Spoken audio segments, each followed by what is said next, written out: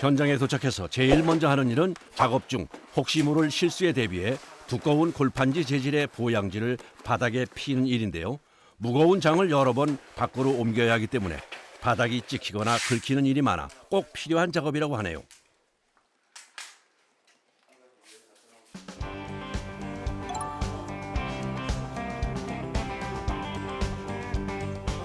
그런데 몇 년 된 주방인가요? 한 14년, 15년 된 것 같아요. 지금 보다시피 이렇게 오래돼서 일어나고 수납 공간도 부족해서 좀 불편하기도 하고요. 한눈에 봐도 싱크대 곳곳이 틀어지고 낡은 상태인 것이 눈에 띕니다. 잘 안 닫혀서 이렇게 들어서 올려야 되고요. 이런 데도 다 잃어가지고 보기 싫고 여기 상판도 깨졌잖아요. 이런 데. 깨진 인조 대리석과 벌어진 장은 안전에도 문제가 있고 위생상으로도 안 좋아 리모델링 작업이 시급해 보입니다. 일단 수납 공간이 부족하니까 여기다 아일랜드 식탁 하나 놨으면 좋겠고요. 냉장고가 좀 머니까 저 안쪽으로 좀 넣었으면 좋겠어요. 주방 쪽으로. 15년 동안 한 번도 고치지 않아 낡고 불편했던 주방이 과연 어떻게 새롭게 바뀔지 벌써부터 궁금해집니다. 철거 작업이 시작됐습니다. 싱크대가 많이 낡아 있는 상태이기 때문에 혹시 모를 사고에 대비해 조심스럽게 철거 작업을 진행합니다. 피스로 다 연결이 되어 있기 때문에 전체적으로 다 분해를 해야 돼요. 이건 그냥 뭐 통째로 뛸 수가 없기 때문에 다 문짝부터 분해를 해서 이렇게 나가거든요. 그럼 싱크대를 철거하면서 제일 신경 써야 하는 부분은 뭔가요? 상부장 같은 경우 떼다 보면은 같이 무너질 경우가 있어요. 근데 그런 게 또 많이 다칠 수 있기 때문에 그런 걸 좀 조심해야 됩니다. 특히 후드는 열을 계속 받아 상해 있을 수 있어 조심해야 한다고 하네요. 나사를 푼 후엔 신중하게 하나씩 상부장을 떼내는 작업이 진행됩니다. 좁은 집안에서 공사를 하기 때문에 먼저 떼어낸 장은 작업의 편의를 위해 중간중간 밖으로 빼줘야 합니다. 위에 대리석 잡고 나가 떨어지는 거. 선배 작업자가 조심스럽게 당부하는 것을 보니 아무래도 신참이신 것 같은데 얼마나 되셨나요? 이제 두 달. 뭐가 제일 힘들어요? 뭐 조심스럽게 해야 되는 일이 좀 많더라고요. 저는 그냥 뜯어서 될 줄 알았더니 아니죠. 다친 경우도 있어요? 많죠. 무겁다 보니까 손에 힘이 없어서 미끄러지면 찢겨요. 이게 관절이 좀 아프더라고요. 잡고 당기고 사장님들은 괜찮다는데 저는 아직 초보자라서.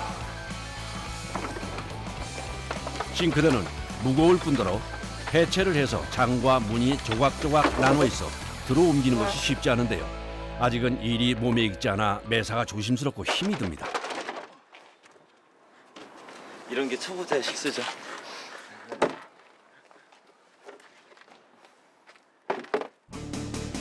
초보 작업자가 가구를 내리는 동안 현장에선 빠르게 철거 작업이 진행됩니다. 이제 싱크대 상부장 철거가 끝이 났습니다. 그런데 벌써 작업자의 얼굴은 땀 범벅입니다. 힘드신 것 같은데. 땀 들죠. 경력이 오래됐다고 30kg나 되는 무거운 가구를 옮기는 것이 쉬운 것은 아닙니다. 반복적으로 무거운 짐을 나르다 보면 겨울에도 금세 땀이 흐른다고 하네요. 특히 보통은 3시간 안에 모든 작업이 끝나야 하기 때문에 잠시도 쉴 틈이 없이 바쁘게 진행됩니다.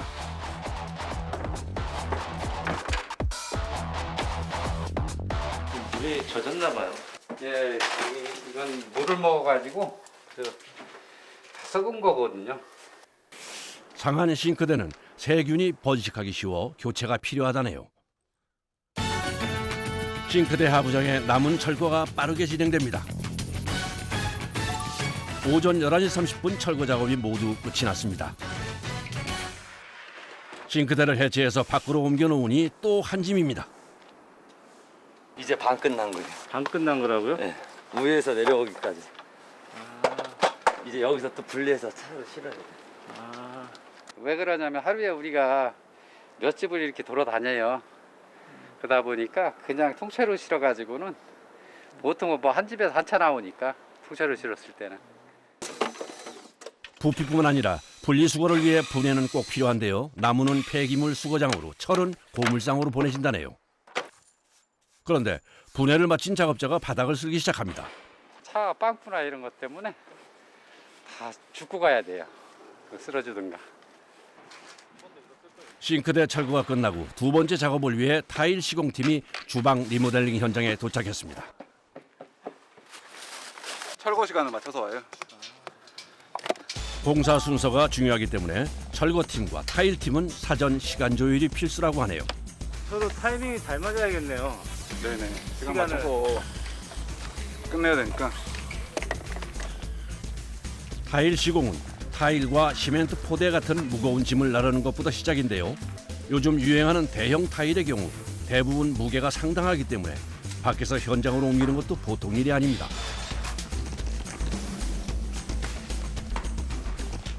보통 20kg 정도. 하나당 20kg. 네, 한 박스에. 오늘은 몇 박스예요? 총 13박스 정도 되는데 보통 200한 3, 40kg, 250kg 정도. 아직 일은 시작도 안 했는데 땀이 피오듯이 흐릅니다. 작업을 시작하자 제일 먼저 변색된 벽지를 뜯는 작업자. 타일을 벽지 위에 붙이지 않고 일일이 뜯어내는 이유가 있나요?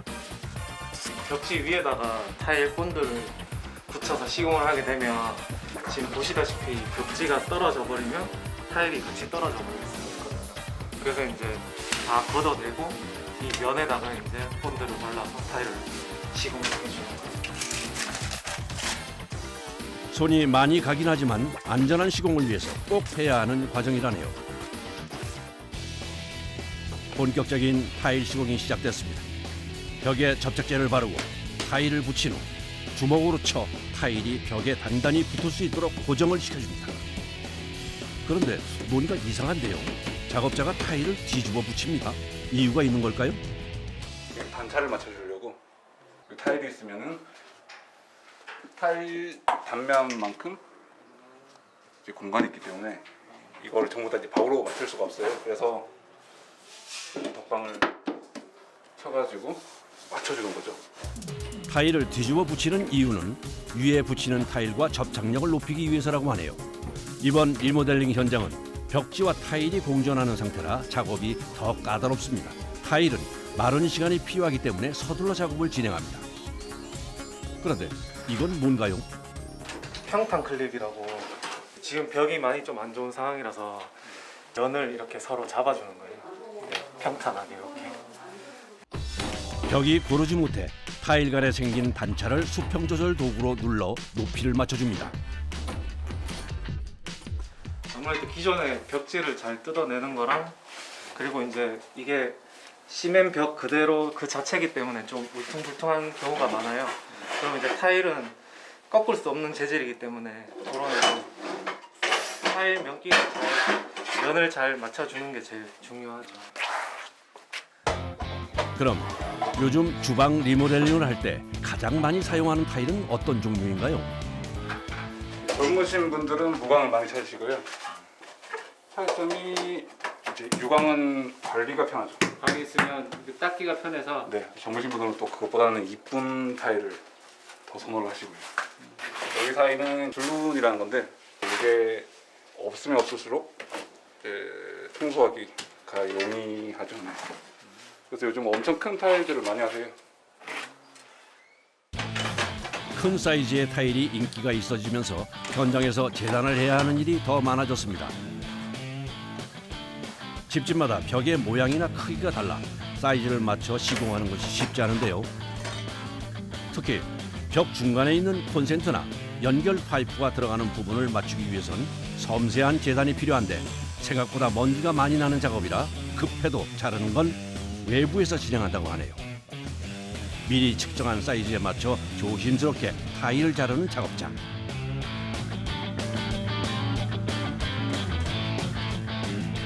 과연 딱 맞는 사이즈로 제대로 절단을 했을지 궁금해지는데요. 정말 한치의 오차도 없이 정확하게 딱 맞네요. 야, 진짜 신기하네요. 여기 섬세한 작업들은 좀 쉽지는 않겠어요. 좀. 보통 타일 작업이 1, 2mm 이 정도 간격을 유지해야 되니까 대단히 힘들죠. 재단 싸움이에요 여기. 끝까지 벽 사이즈에 맞춰 오차 없이 꼼꼼히 타일 시공을 마무리합니다. 점심때 시작한 작업이 2시간이 훌쩍 넘어서야 겨우 끝이 보입니다. 그런데 중간중간 타일이 안 붙은 부분이 있는데요. 여기 냉장고 자리랑 위에 이제 상부장이 다 들어가면 가려질 거라 가지고 여기 밑에는 하부장이고 네, 저쪽에도 마찬가지고요. 네. 가구로 가려지는 벽까지 모두 타일 시공을 하면 금액적인 부분에서 효율성이 떨어져 비워놓는다고 하네요. 타일 작업의 마무리는 줄눈 시공입니다. 입자가 고운 백시멘트를 물과 함께 반죽해 타일 사이사이를 메꿔주는데요. 백시멘트가 내구성이 뛰어나 타일을 잘 붙게 해주고 재시공 시나 보수 시 타일을 낱개로 빼는 것도 용이하게 해준다고 하네요. 이렇게 줄눈 시공까지 모두 마치고 완전히 마르는 데는 하루 정도 시간이 걸리기 때문에 싱크대 설치는 대부분 다음 날 진행됩니다. 오래 사용해 누렇게 변색되고 지저분했던 주방벽이 새 타일을 붙여 깔끔하게 변신했습니다. 시공을 끝내고 짐을 싣는 작업자들 정리하는 데도 꽤 시간이 걸립니다. 그럼 오늘 일과는 끝나신 거예요? 그리고 다음 현장 들어가야죠. 이사도 많이 하기도 하고 이제 겨울 지나서 이제 봄 요때가 제일 일이 많아요.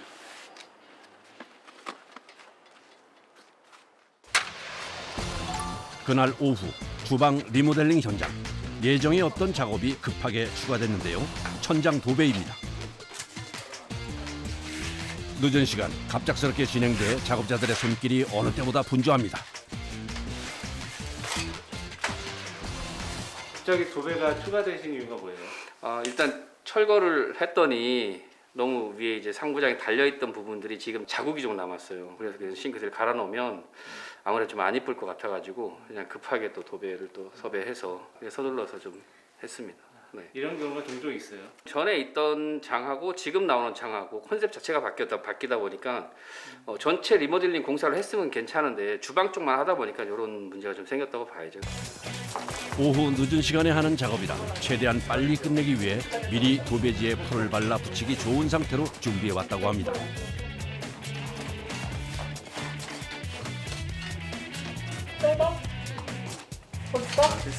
됐어? 오케이. 경력 20년이 넘은 베테랑답게 거침없이 도배지를 붙이는 작업자들.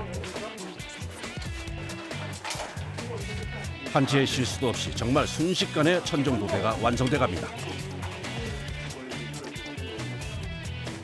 조금 더 빠르게. 평소에 빠른 편이시고 지금 상황이 조금 더 빨리 끝내야 되니까. 와, 근데 호흡이 진짜 잘 맞으시네요. 몇 년이나 같이 하신 거예요? 저희는 부부임으로 20년 가까이 했겠죠? 초배지와 벽지를 붙이는 작업이 빠르게 끝났습니다.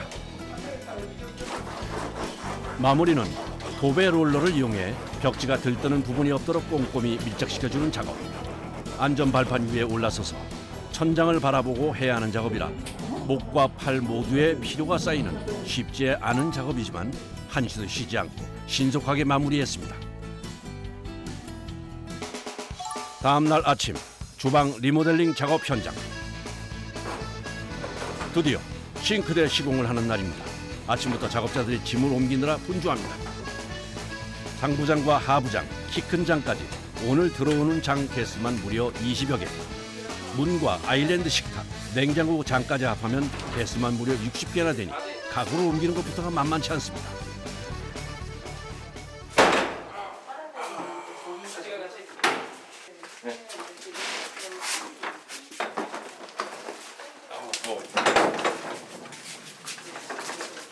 진짜 손가락 날라갈 거. 지금 손 떨어져가지고. 다치셨어요? 좀 찧었어요, 선반에.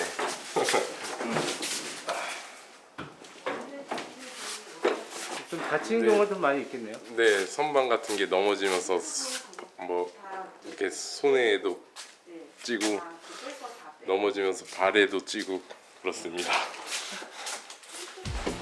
잠깐의 사고가 있었지만 오늘 옮겨야 할 가구 개수가 많다 보니 작업자들은 잠시도 쉴 틈이 없습니다. 좌대 있어요? 그 높이가 그럼 좌대 없이 이게 맞겠지 않나? 그거를 잘 봐야 돼요. 들어가서.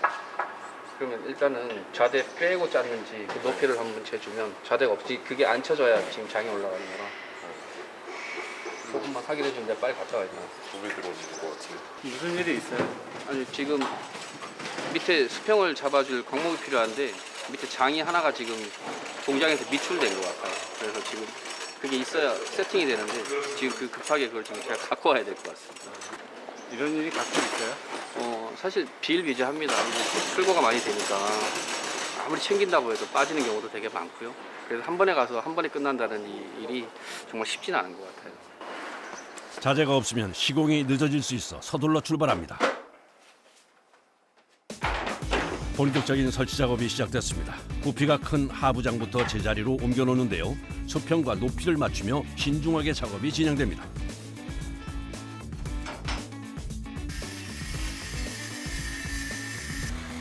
싱크대 시공을 할 때 대부분의 사람들이 완성된 가구를 설치만 한다고 생각하지만 사실 꽤 많은 부분을 현장에서 재단해야 합니다.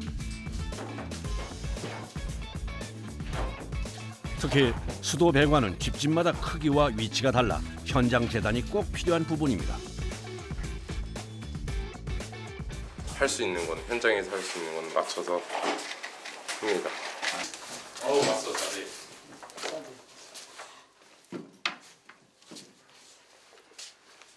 이게 아까 없다던 자재. 자재가 도착하자 조립이 시작됩니다. 좌대는 키 큰 장의 수평을 잡고 높이를 맞추는 기초 자재라 없으면 시작 자체를 못합니다.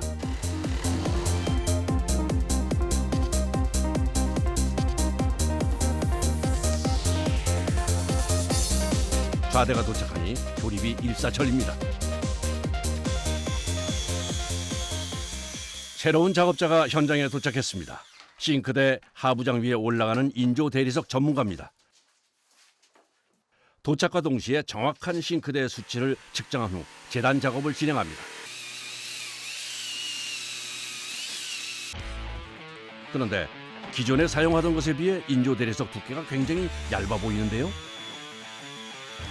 원래 이 정도 두께인가요? 이것도 깔끔해 보고 강도도 괜찮고 이러니까 이것도 또 요즘에는 더 많이 선호를 많이 하더라고요.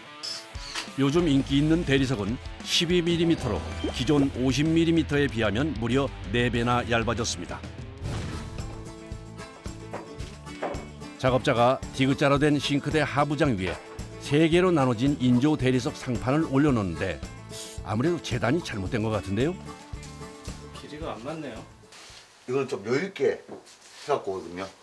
이게 간해가 있어가지고 현장에서 이제 다 맞추고 해야 되기 때문에 조금씩 키워서 가져가요.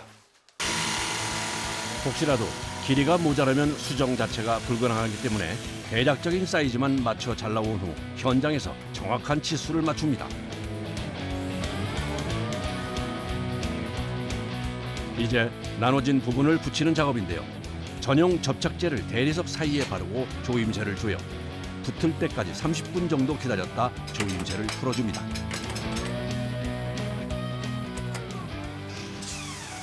마지막으로 접착 부위를 샌딩해 주는데요. 인조 대리석은 천연 대리석과 달리 샌딩을 하면 떨어져 있던 2개의 조각이 붙는 특성이 있습니다. 잘린 부분이 표시가 나면 안 되기 때문에 위부터 아래까지 빠진 곳 없이 꼼꼼히 샌딩을 해줘야 한다네요. 떨어져 있던 2개의 대리석이 보고도 믿기지 않을 만큼 감쪽같이 이어졌는데요. 야, 무슨 마법도 아니고 정말 신기하네요. 드디어 주방 리모델링이 완성됐습니다. 요즘 트렌드에 맞게 상판이 되게 얇게 들어왔잖아요, 그렇죠? 그래서 이렇게 쓰시면 될 것 같고 강도도 강하고 오염되는 것도 방지해서 나온 제품이기 때문에 쓰시면 될 것 같아요. 전체적으로 이제 화이트한 느낌의 오크 컬러로 배색이 된 그런 주방이라고 보시면 되고, 요즘 가장 트렌디한 사각불에 화이트 수전 이렇게 쓰시면 될 것 같습니다. 아, 예. 멋지네요. 오랜 시간 사용해서 낡고 불편했던 15년 된 주방이 화이트와 우드 색깔의 모던한 분위기로 변신했습니다. 그동안 부족했던 수납 공간과 조리 공간은 늘리고 싱크대와 냉장고 거리가 멀어 불편했던 동선은 편하게 수정해서 식구들 모두 사용하기 좋은 세련된 공간으로 새롭게 리모델링 됐습니다. 코로나19 때문에 집에 있는 시간이 많아지다 보니까 집안 곳곳이 너무너무 지저분한 데가 많은 거예요. 근데 일단 저 이제 주부 입장에서는 그 주방에 있는 시간이 많다 보니까 이것만이라도 바꾸면 나의 삶의 질이 달라지겠구나 싶어서 바꾸게 됐습니다. 너무너무 잘한 것 같아요.